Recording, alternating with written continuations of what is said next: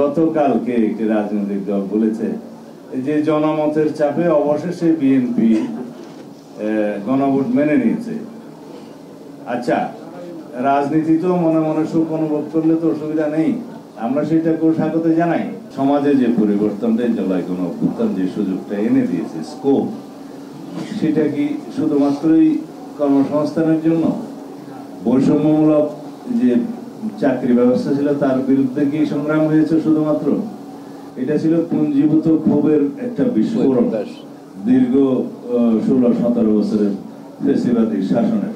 তার মধ্যে একটা আইটেমের উপরে বারুদ লেগে গিয়ে বিস্ফোরিত হয়েছে সেই ক্ষোভ, সেটা ছিল বৈষম্যমূলক চাকরি ব্যবস্থা।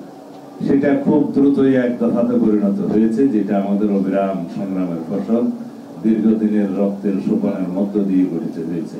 সেটা ছিল এই ফ্যাসিবাদী শাসন ব্যবস্থার পরিবর্তন ছাড়া কোনোদিনই বৈষম্য পরিবর্তন করা যাবে না। বৈষম্যমূলক শিক্ষা ব্যবস্থা, চাকরি ব্যবস্থা, সমাজ ব্যবস্থা, আইন ব্যবস্থা কোনো কিছুই পরিবর্তন হবে না।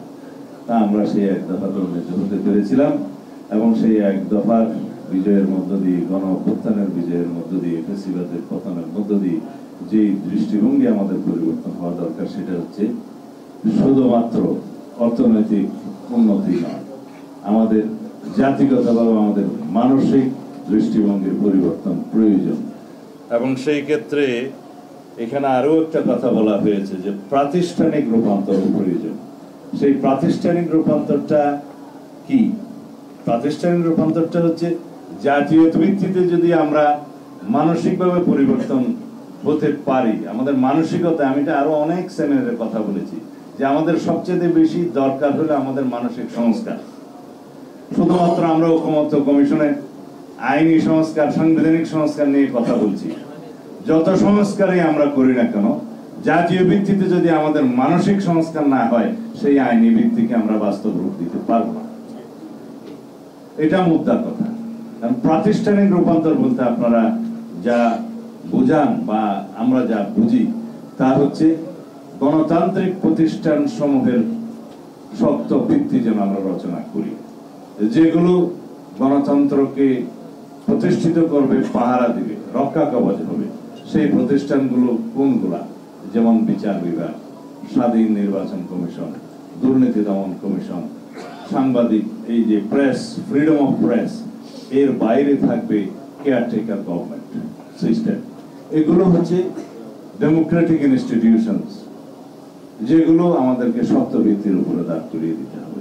এগুলো একইভাবে কিছু কিছু প্রতিষ্ঠান সাংবিধানিক প্রতিষ্ঠান, এই যে গণতান্ত্রিক এবং সাংবিধানিক প্রতিষ্ঠানগুলো শক্ত ভিত্তি রচনা করে দেয়া, এটাই হচ্ছে প্রাতিষ্ঠানিক রূপান্তর। এই রূপান্তরটা যদি আমরা অর্জন করতে পারি, ঘটাতে পারি, তাহলে এই জাতির মুক্তি ইনশাআল্লাহ অবশ্যই আমরা পাব। এই জাতির মুক্তির মধ্য দিয়ে আমরা আমাদের যে কাঙ্ক্ষিত চাহিদা, তারুণ্যের যে ভাবনা এবং তারুণ্যের যে প্রত্যাশা, সেগুলো সবকিছু আমরা পূরণ করতে পারব। তা আমরা আসুন, জাতীয় জীবনে যে মুক্তির একটা স্বাদ আমরা এখন পাচ্ছি, গণতান্ত্রিক আবহাওয়ার মধ্যে আছি, আমরা তর্ক বিতর্ক করি ঐকমত্য কমিশনের মতো, তারপরে জাতীয় ক্ষেত্রে যেন আমরা সবাই জাতির স্বার্থে, গণতন্ত্রের স্বার্থে, দেশের স্বাধীনতা এবং সার্বভৌমত্ব রক্ষার স্বার্থে যেন আমরা এক জায়গায় ঐক্যবদ্ধ থাকি। এটা আমাদের প্রত্যাশা এবং এটা তারুণ্যের প্রত্যাশা, তারুণ্যের ভাবনা। তো যেহেতু রাজনীতি করি, সব জায়গায় গেলেই সাংবাদিক বন্ধুরা ধরেন, ওর নিচে গেলে ধরবে, তার আগে এখানে বলে দিই। সেটা হচ্ছে গতকালকে একটি রাজনৈতিক দল বলেছে যে জনমতের চাপে অবশেষে বিএনপি গণভোট মেনে নিয়েছে।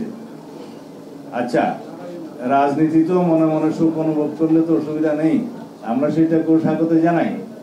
কিন্তু ঐকমত্য কমিশনের রেকর্ড এবং জাতির সামনে যে বক্তব্য আমরা দিয়েছি বিএনপির পক্ষ থেকে, আমি সেই প্রস্তাবগুলো দিয়েছি। আমি বলেছি যে জুলাই জাতীয় সনদ প্রণীত হয়েছে, সেই দিন পর্যন্ত স্বাক্ষর বাকি ছিল, স্বাক্ষরের সিদ্ধান্ত হবে, বলেছে এটা স্বাক্ষর হবে এবং ঐতিহাসিক একটা অনুষ্ঠানের মধ্য দিয়ে স্বাক্ষরিত হবে।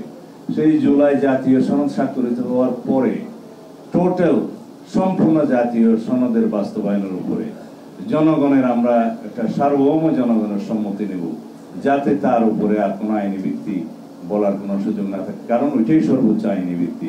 আর্টিকেল 7 অনুসারে প্রজাতন্ত্রের সকল ক্ষমতার মালিক জনগণ হিসেবে, এবং আর্টিকেল 7 এর সাবসেকশন 2 হিসেবে বলা আছে যে জনগণের অভিপ্রায়ের চূড়ান্ত মানে পরম অভিব্যক্তি রূপে এই সংবিধান হচ্ছে সর্বোচ্চ আইন। এখন সেই হিসাবে আমরা বলছি আমরা জনগণের কাছে যাব, জনগণ যদি এটা হ্যাঁ বলে এটা বাস্তবায়িত হবে। এবং সেই সম্মতির জন্যই আমি বলছি একই দিনে একটি গণভোটের আয়োজন করা যেতে পারে ছোট্ট একটা ব্যালটের মধ্যে, শুধু জুলাই জাতীয় সনদের পক্ষে অথবা বিপক্ষে হ্যাঁ অথবা না বলুন এর মধ্যে। তো এই প্রস্তাব তো আমাদের, এবং সেখানে দুটি রাজনৈতিক দল ছাড়া বাকি সবাই রাজনৈতিক দল এই বিষয়ে একমত হয়েছে এবং তারা সনদে স্বাক্ষর করেছে। তবে এই দুটি রাজনৈতিক দলের একটি রাজনৈতিক দল স্বাক্ষর অনুষ্ঠানে স্বাক্ষর করতে গিয়েছে, যে দুটি রাজনৈতিক দল কথা বলছে আমি নাম নেব না, একটা রাজনৈতিক দল এখন স্বাক্ষর করার জন্য সুযোগ খুঁজছে এবং তাদের কিছু দাবি দেওয়া আছে। তো সেই বিষয়ে অবশ্যই আলাপ আলোচনা যে পর্যায়ে হচ্ছে হবে, আশা করি সেটা হয়তো তাদের দাবি দেওয়ার বিষয়ে একটা যৌক্তিক সমাধানও আসবে।